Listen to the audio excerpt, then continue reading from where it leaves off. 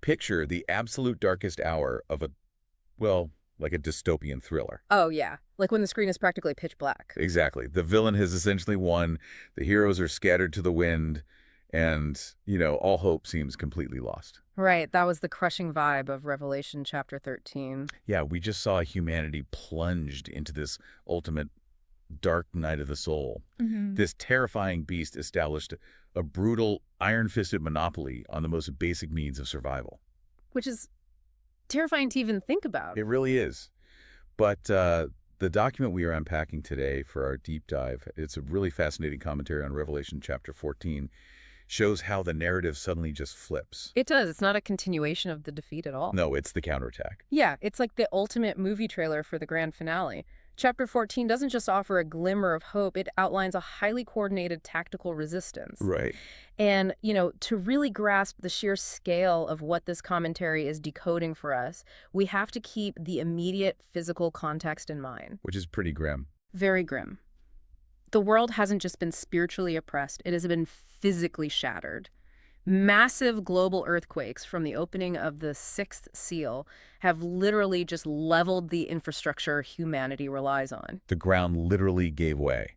And in the vacuum of that chaos, the beast stepped in to control whatever resources were left. Right. And people are paralyzed. Completely paralyzed. But just as that darkness feels permanent, the source document zooms our focus onto a set of very specific physical coordinates. Yeah, Mount Zion. Yes, the text points to this striking visual of the Lamb, planted firmly on Mount Zion. We all know the Lamb represents Christ, but the shock value here is his posture. Exactly. He isn't passive. He is literally standing on God's earthly headquarters. Right, essentially planting a flag in the dirt right under the beast's nose. It is a massive show of absolute authority. I mean, the beast just spent an entire chapter ruling through terror, brute force, and intimidation. Yeah, it's loud, it's chaotic, it's this multi-headed monster. And the counterinsurgency is led by a lamb. It's such a contrast. It really is. But the text is making a crucial point about true power. The Lamb doesn't need to be a monster to hold the high ground. He occupies Mount Zion because he already owns it. That makes a lot of sense. And he isn't holding that mountain alone either? No, he has backup.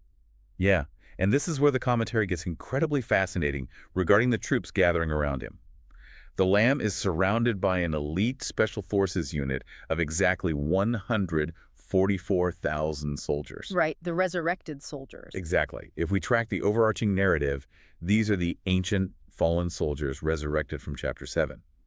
Our source document uses a brilliant mashup to describe their psychological state. Oh, I love this part. Me too. It Yeah. calls them a hybrid of Lazarus and the Apostle Paul. Which is, just think about the tactical advantage of an army like that. Like Lazarus, every single one of these soldiers has already been brought back from the dead. Right. That means they have conquered the ultimate human paralysis, which is the fear of death. I mean, you cannot threaten a soldier who has already died and returned. You literally have no leverage over them. Exactly. And on the other side of the hybrid, the text describes them with the traits of the Apostle Paul, Specifically noting they are unmarried or undefiled. which the commentary clarifies isn't just about ancient purity codes, it's about deployment readiness. Right. It's not a moral judgment on marriage. Precisely. They have zero worldly attachments, no earthly families, no secular ties, no mortgages to worry about. Nothing the beast can use as leverage against them. Exactly. They are fiercely and exclusively dedicated to spreading their message globally. They are the ultimate uncompromised force. I do struggle with some of the imagery surrounding this unit, though. Oh, like what? Well, the text makes a huge deal about these soldiers having the Lamb's name and the Father's name written clearly on their foreheads. Yeah. To a modern reader, writing a name on someone's forehead feels incredibly dystopian.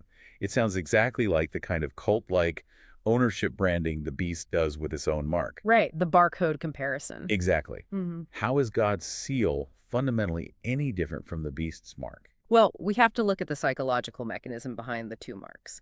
The beast forces its mark on the forehead or the hand through economic starvation and fear. Right. It's coercive. Very much so.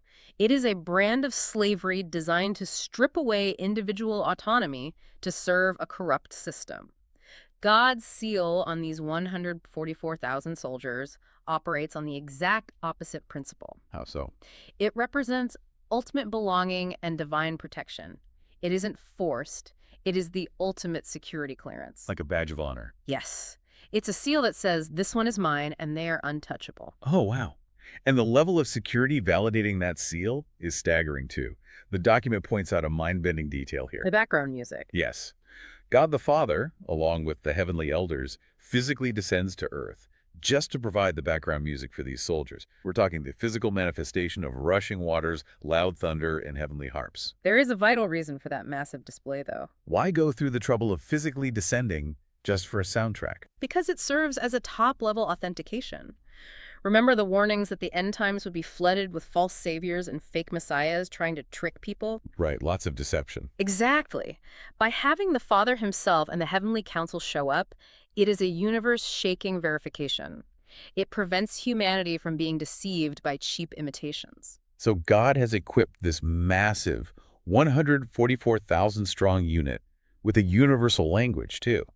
The text says they are singing a new song that only they can learn. Right. They are locked, loaded, and fully authenticated. But they can't effectively deploy until the beast's monopoly on communication is broken, right? Exactly. The beast has maintained complete narrative control on the ground, but that blockade is about to get shattered from above. The skies suddenly light up with a global broadcast. We see the first of 3 angels flying through the sky, achieving what the document brilliantly terms information air supremacy. I love that phrase. Me too. Meanwhile, down on the ground, humanity is in ruins. The commentary uses a very specific, slightly strange metaphor here. It compares the human population to frostbitten eggplants. Yeah, that's a wild image. At first glance, it sounds almost comical. But let's look at the actual physics of that metaphor. What does frost do to a plant at a cellular level? It expands the water inside, right? Exactly. It expands the water and ruptures the cell walls from the inside out.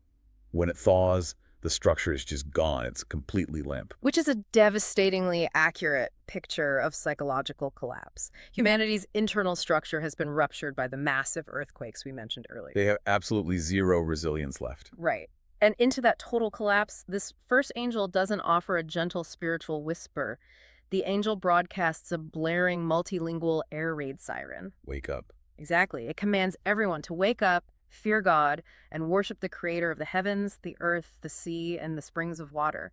There is a brutal logic to the timing of that specific message, too. Yeah. If you just watched an earthquake swallow your city and ruin your water supply, your pride in human engineering is already gone. For sure. The angel is capitalizing on that exact vulnerability. When the ground has literally shaken apart, it is a massive reality check. Yeah. The angel is reminding them that the beast cannot create water. The beast cannot stabilize tectonic plates. Only the true creator can. It forces humanity to recognize the sheer impotence of the system they've surrendered to. Exactly.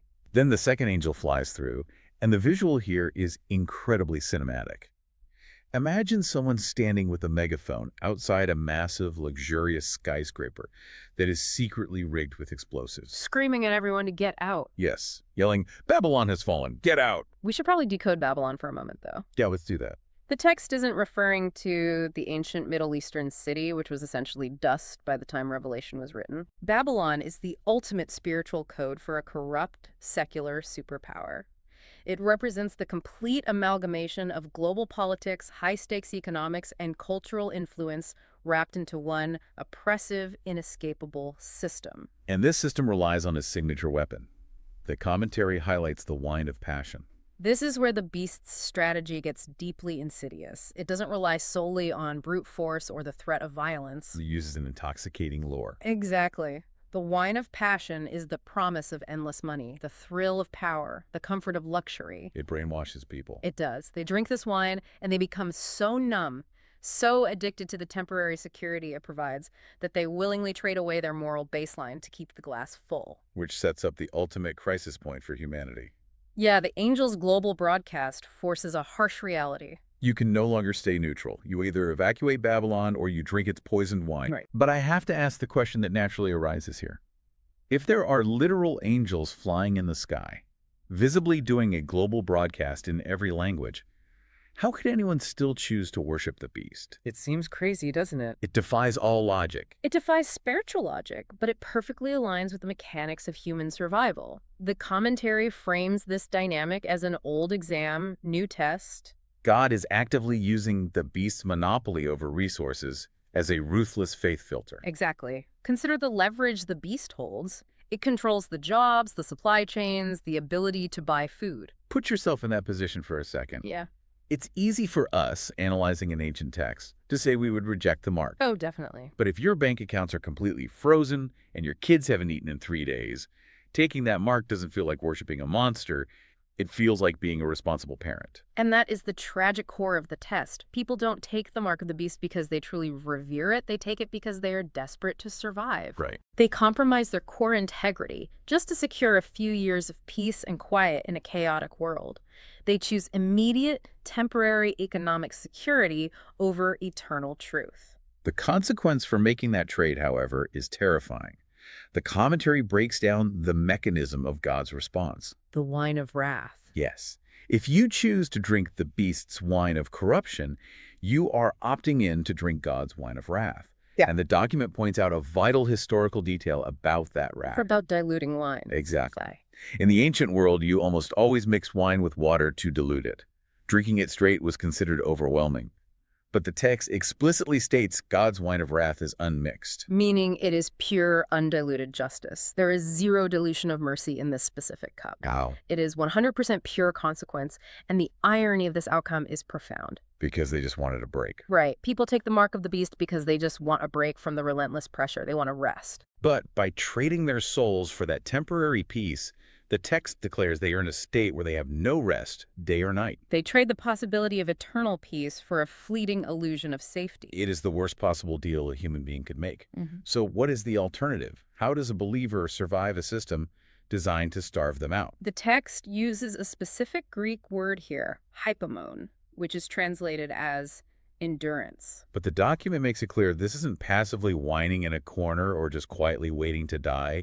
It describes it as a steel will. Yes, it is holding the line when the entire weight of society is trying to push you off it.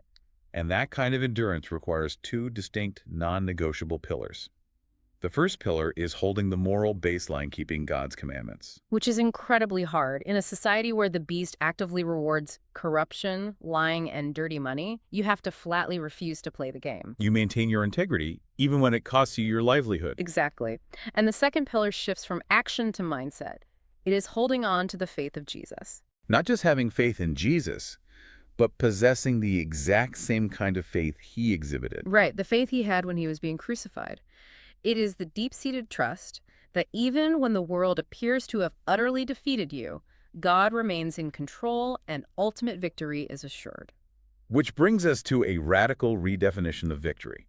Because what happens if you hold that line, you refuse the mark, and the system literally starves you to death? In any normal military or societal scenario, that is a casualty, a loss. But the source text introduces an incredible modern analogy to explain why it isn't a loss: the autonomous driving system. Yes, this is such a cool way to look at it. The text declares, "Blessed are the dead who die in the Lord. From now on, they will rest from their labor, for their deeds will follow them." So the Holy Spirit officially records their physical death not as a defeat, but as an honorable discharge from a brutal war. Let's expand heavily on that autonomous driving mechanism. Yeah, think of these believers as master software developers writing code for a fully autonomous vehicle. Building that system requires immense labor, stress, and sacrifice. Definitely. But once the perfect code is written and the system is deployed, the developers can step away, they can go home and rest.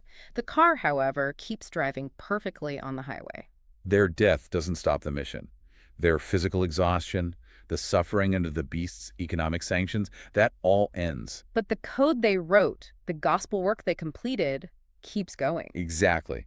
The undeniable example of their unwavering integrity, the ripple effect of their sacrifice, it permanently embeds into the system. It keeps driving the church forward seamlessly. It changes the whole paradigm of what it means to lose your life. It really does. So the lines are now permanently drawn. You have the population that compromised for the beast's temporary security. And you have the believers who held the line, writing their code even unto death. The tension of the entire chapter finally breaks. It is time for the final epic resolution. The double harvest. Yes. The narrative shifts to a highly cinematic double harvest. First, we see the Son of Man sitting on a white cloud, wearing a golden victor's crown, holding a sharp sickle. He is there to harvest the wheat, representing the true believers. And the Greek text uses a very deliberate word for this wheat. It doesn't just say it is ready, It describes the wheat as fully ripe, or more literally, dried out. That dried-out imagery speaks directly to the mechanism of their endurance. Think about the environment these believers have just survived. The relentless heat of the beast's persecution. Exactly. The economic starvation, the constant physical threats. That intense heat has acted like a spiritual kiln. It has literally baked the moisture out of them. And in this context, moisture represents hypocrisy. Or worldly attachments. Any lingering desire for the beast's luxuries. All of that has been scorched away by the sheer intensity of the trials they endured. What remains is 100% pure, unadulterated faith. They are completely ready. So when the command is given, they are harvested, rescued in the blink of an eye. The kiln has done its work. But there is a second sickle, and this one is swung by the angel of fire. The document reveals a fascinating connection here. This angel represents the spirit of Elijah, The ultimate persecuted prophet who called down fire, now demanding justice from the altar. right. And this sickle isn't aiming for the dried out wheat. It is targeting the grapes. The grapes of wrath. Yes.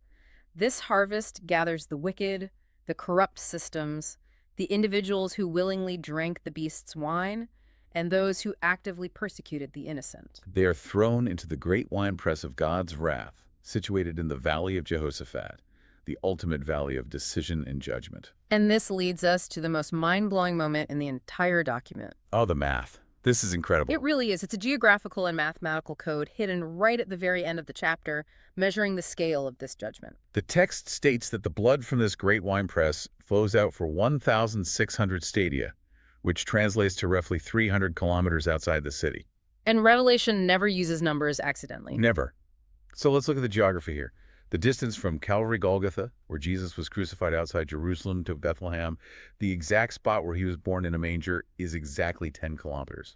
That is the complete physical span of his earthly life and sacrifice. 10 kilometers. Right, so 300 kilometers is exactly 30 times that distance. We are looking at a 30 times factor. Why the number 30? What is the multiplier here? To understand the multiplier, we have to look back at the mechanics of Jesus' own teachings, specifically the parable of the sower. Oh, right. Jesus explained that when a good seed is planted in good soil, it yields a crop. The maximum yield for an exceptional seed is 100-fold. A solid middle ground is 60-fold. Okay. But the absolute bare minimum yield for a seed to be considered successful is 30-fold. Oh, wow. You can see the logic falling into place. Yes. This is a revelation of God's baseline mercy. Even in the middle of pouring out his terrifying, unmixed, 100% pure wrath on a corrupt world that worships the beast, God is still using the lowest possible baseline of mercy to measure the wicked. It proves the mathematical fairness of the judgment. God isn't holding these corrupt systems to the impossible standard of a 100-fold saint. He uses the lowest possible passing grade, the 30 times minimum. And yet, they failed to meet even that bare minimum.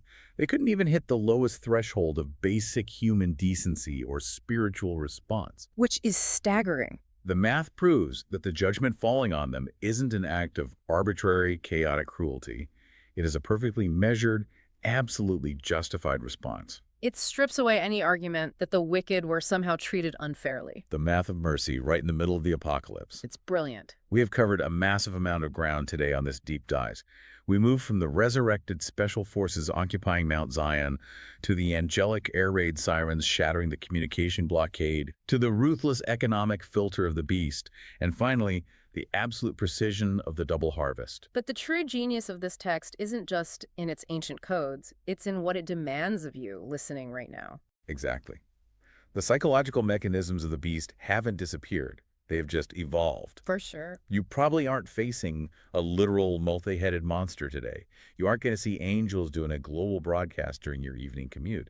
But the pressure to compromise your integrity for survival is a hyper-relevant reality.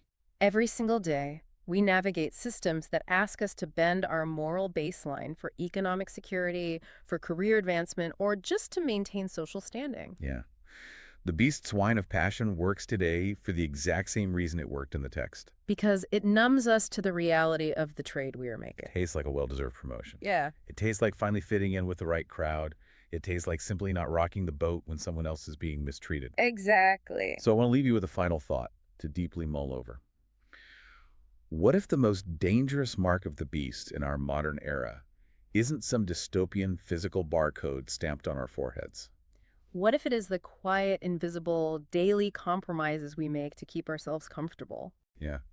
What small drops of Babylon's wine are you sipping today, just to numb your own internal air raid sirens? It's a heavy question. Think about that the next time a system asks you to trade a piece of your integrity for just a little more security. Mm. Because the Uh, counterattack has to start somewhere.